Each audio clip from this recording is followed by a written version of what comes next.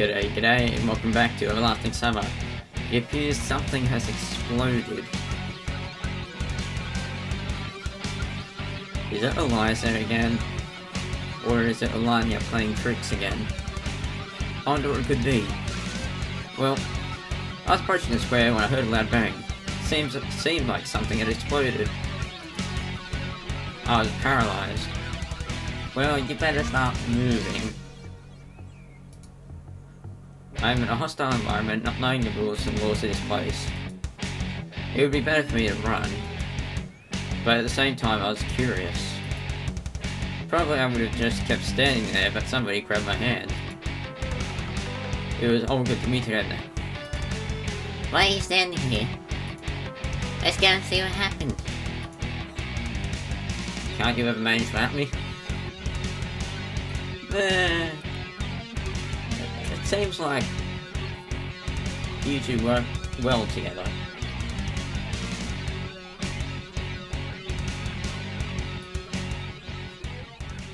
There shouldn't be anything serious. Are you sure? You made the music go away. I hope. When we came to the square, there was already a crowd of pioneers. Olga Dmitrievna vigorously pushed through the crowd and approached the crime scene. Obviously someone had tried to blow up Genda, but the attackers failed. The monument was still standing upright. There was only dim ash traces on the pedestal. Well, who did this? She looked over the crowd of pioneers. Surely it wasn't done by an organised terrorist organisation. Very organised. These guys all came here just to look at what happened. I noticed Alanya and Eliza in the crowd, and it looks like a camp leader noticed them too. You two, come here. They approached reluctantly. Why always me? And if you think so, well, if you think so, show me your hands, Sebastian. Whatever the name is. What's wrong with them? I looked closer and saw they were smeared with black. Black what? Now it's clear. What did you make a bomb with? The junior terrorist seemed to hesitate over whether or not to confess, but then blurted out proudly. Activated carbon, salt, pepper, beta, and sulfur. Why exactly the monument? What did this honoured man ever do to you to fire for the rights of... Besides, he gave me activated carbon.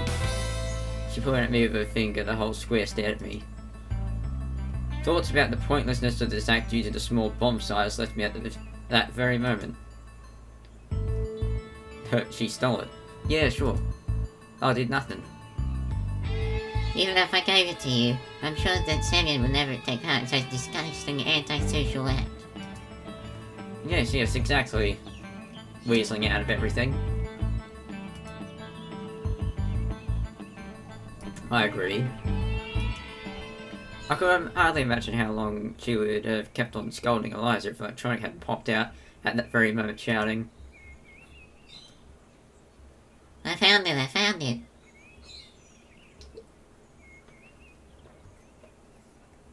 Found what?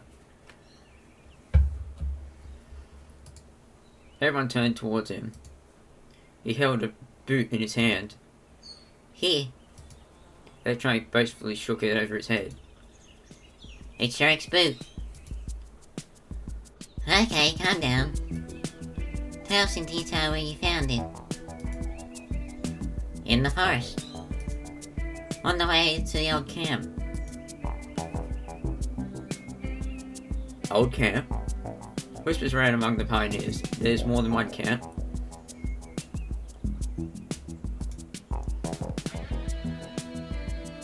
Yeah, I just mentioned the old camp. Are you sure? Absolutely. What's so special about this old camp? I joined in the conversation. There's nothing special, really. She stammered. What a sort of Zombionauts legends tell the story of a young camp leader whose ghost living there.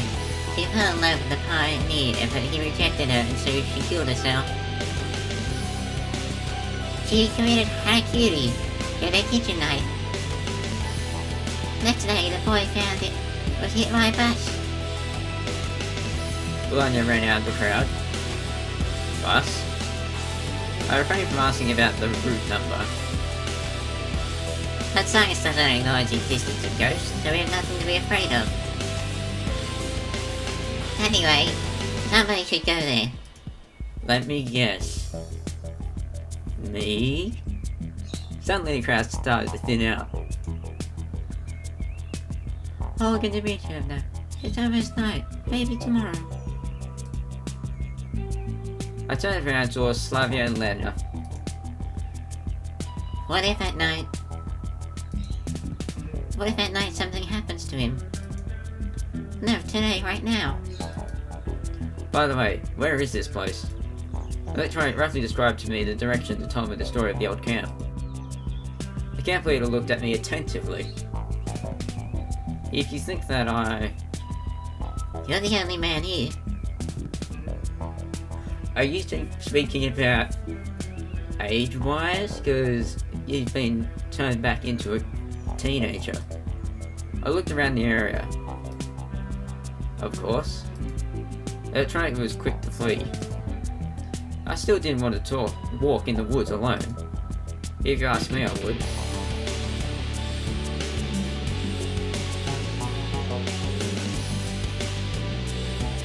Let's see, who do I go with? We got Eliza, Slavia, Olana, Juliana, Lena.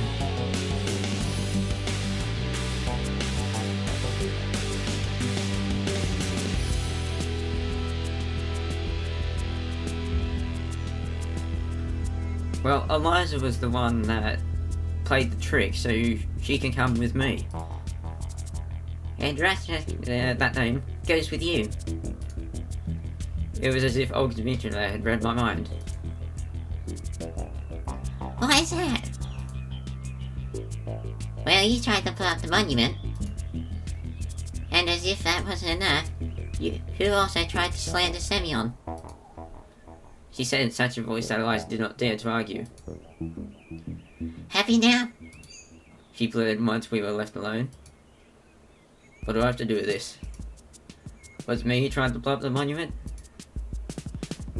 Also, Eliza grunted and turned away. I'm not going anywhere with you. Oh, please don't. Great then. Excellent. We stood silently for a while, not looking at each other. I dared break the silence first. Is that all? Oh, what? All you wanted to tell me? Yes, that's all. Do you mind if I inquire why you tried to blow up the monument? I was bored. Oh, right, blowing up would have definitely cheered you up. Eliza seemed really reluctant to go with me. As for me, however, I decided to find Shrek after all. It wasn't him who interested me the most, but the abandoned camp. For some reason, I had a feeling that I might find out something there. And I really did not like the idea of going alone that night. So you scared then? Are you daring me? She gave me a sarcastic smile. Oh no, I'd never. Good luck with you staying then. I turned around and started walking in the direction where the old camp should have been. Eliza caught up with me at the forest edge. Wait up. I'm going with you. Why'd you deign to change your mind all of a sudden?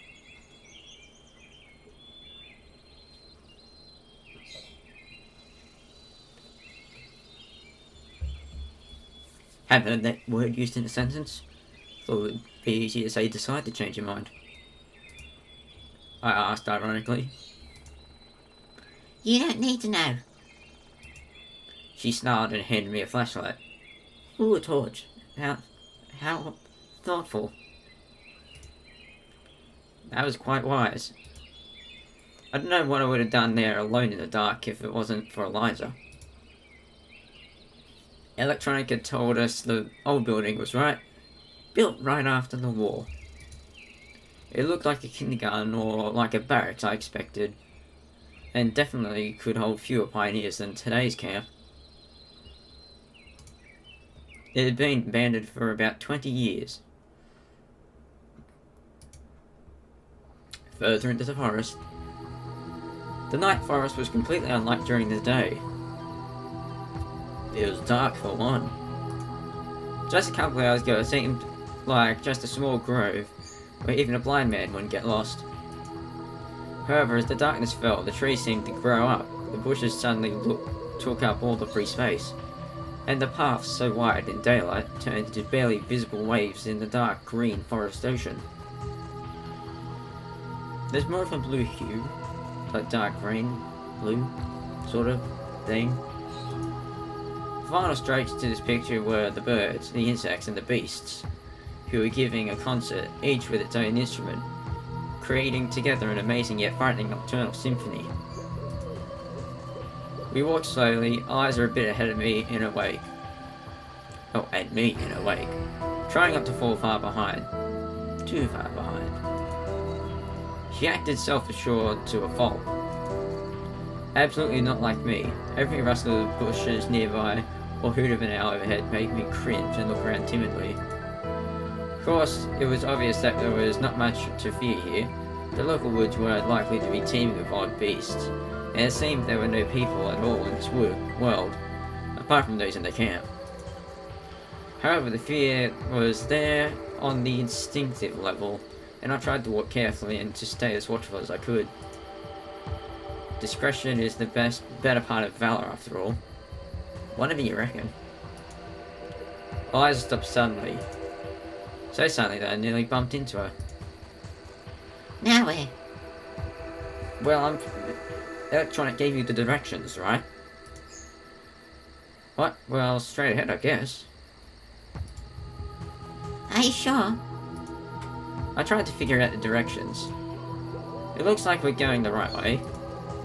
Or at least the way suggested by Electronic. Well, he didn't tell me specifically, I just got to let you know where to go.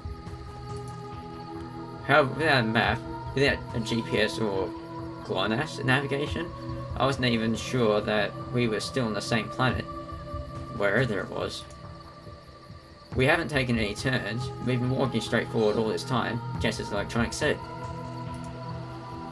Then what? Now why haven't we made it to the old camp yet? How should I know? Liza's rude way of talking was already getting on my nerves. Are we already lost? Why would you say that? We are barely a kilometre away from the camp. So what? She looked visibly sadder. Say nothing, if you don't like it, you can go back.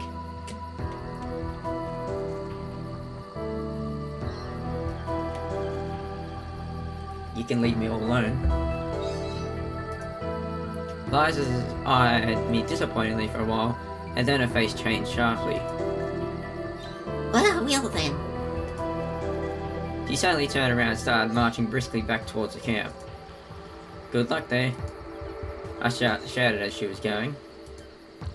However, Eliza may be back, but may be right, and we are in fact lost. In which case, it's not a good idea to stay here alone.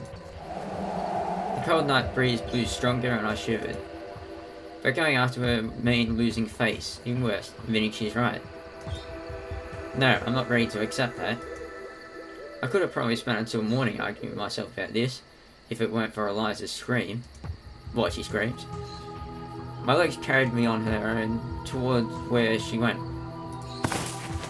About 20 meters on I nearly fell in a hole, just managed to jump over it at the last moment. As for Eliza, it looked like she had not managed to. I was about to point the flashlight into the darkness when I realized that she'd taken it with her. Well, that had to be expected. You still living down there?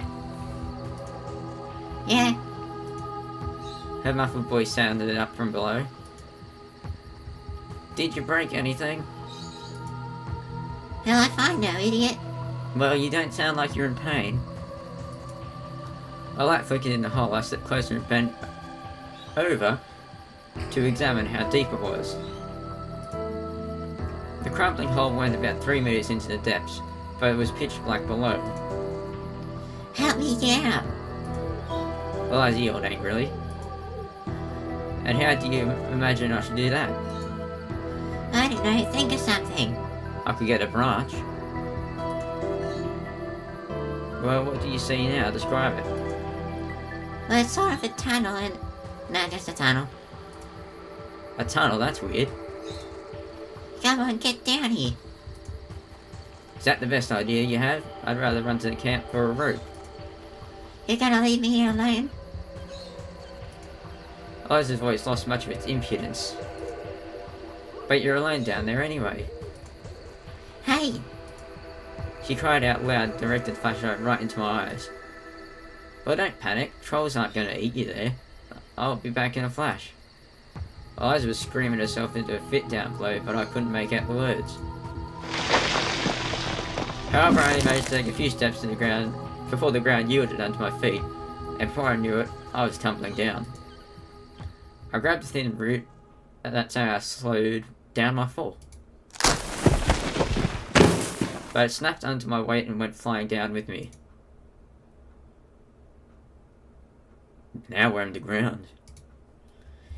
You're alive? Yeah. I think I am. I barely opened one of my eyes, I felt a searing spotlight upon me.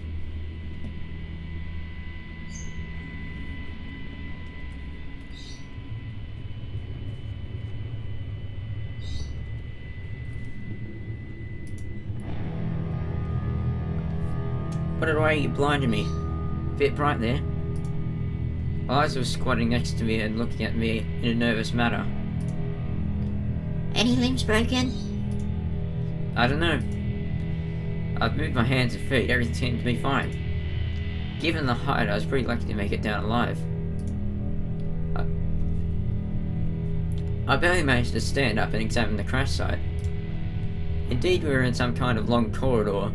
There was some kind of heavy wiring all along the walls and lamps encased in heavy metal holders attached to the ceiling. In any other situation, I would guess that it's a subway service tunnel, but it was hardly likely that Sovianok has already reached such a level of infrastructure.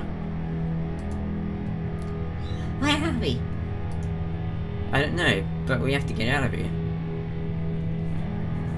Clearly we do. It's an obvious statement. Climbing the crumbled wall was hardly an option. In fact, I was wondering how we'd even survive the fall from such a height. But it seems that we got to find an exit somewhere else. How do we do that? Liza asked, slowly turning pale. Not a single trace of her usual arrogance remained on her face. Well, I guess there's got to be an exit here, right? Probably, but which way do we go? Now that's a good question. At first glance, it seemed like a good idea to head towards the camp, at least in the direction I thought it was, but I hadn't seen anything there that resembled an exit from the catacombs. And that means that we should rather try the opposite direction. Give me that. Oh, give me that. Wrong person. I snatched the flashlight from Eliza's hand and pointed the light into the darkness. That way. Off we go. We were slowly proceeding forwards with Eliza keeping a firm grip on my hand. In other circumstances I might have been surprised, embarrassed, or even rejoiced. How should I know? But right now I was just eager to get out of here as soon as possible. Yes. And with that, that's all the time I've got for this episode. If you enjoyed it, be sure to leave a like. If you enjoy what I do, why not subscribe? With all that said, thanks for watching, have a fantastic day, and be sure to tune in next time. Cheerio.